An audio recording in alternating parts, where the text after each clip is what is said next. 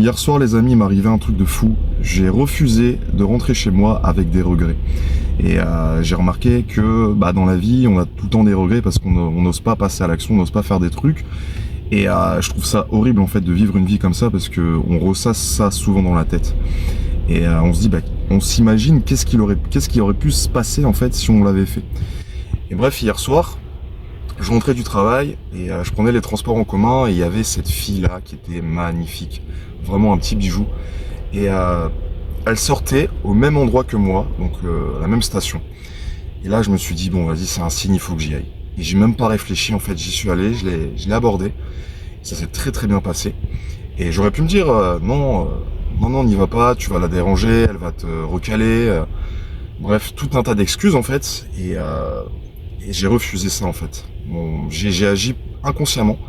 J'y suis allé, je l'ai abordé, ça s'est très bien passé. Bon, au final, elle n'était pas très intéressée, mais elle avait l'air d'être très reconnaissante. Elle m'a fortement remercié, avec un grand sourire. Et je suis reparti chez moi avec une énergie folle, en fait. Je me sentais vivant. En vrai, ça m'a convaincu d'une chose, c'est que il faut pas vivre une vie de regrets, finalement.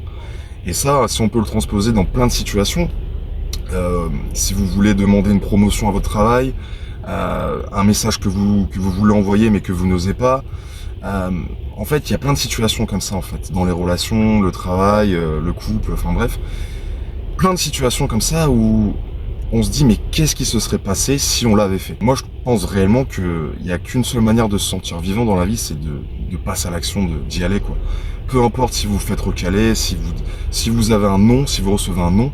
On s'en fout, au moins vous y avez été. Et moi j'ai remarqué que dans ma vie auparavant et dans la vie des gens en général, les gens attendent d'être sûrs avant de passer à l'action, avant de faire quelque chose.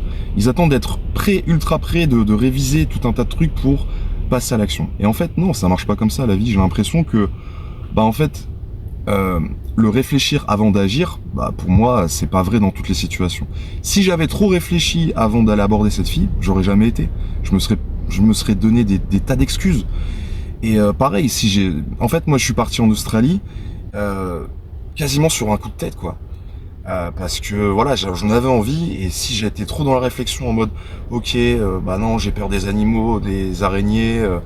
Qu'est-ce que je vais devenir solo sans ma famille? Est-ce que je vais réussir à gagner de l'argent, à trouver un travail? En fait, on n'agit jamais quand c'est comme ça. Quand on pense comme ça, on passe pas à l'action. Et le fait d'être parti en Australie, c'était la meilleure décision de toute ma vie, la meilleure expérience de toute ma vie. Et je regrette pas du tout. Et je préfère me tromper, avoir des noms, avoir de l'échec, plutôt que de ne pas passer à l'action, de ne pas avoir essayé en fait. Et il y a cette phrase assez connue qui dit que un con qui marche ira toujours beaucoup plus loin qu'un intellectuel qui reste assis.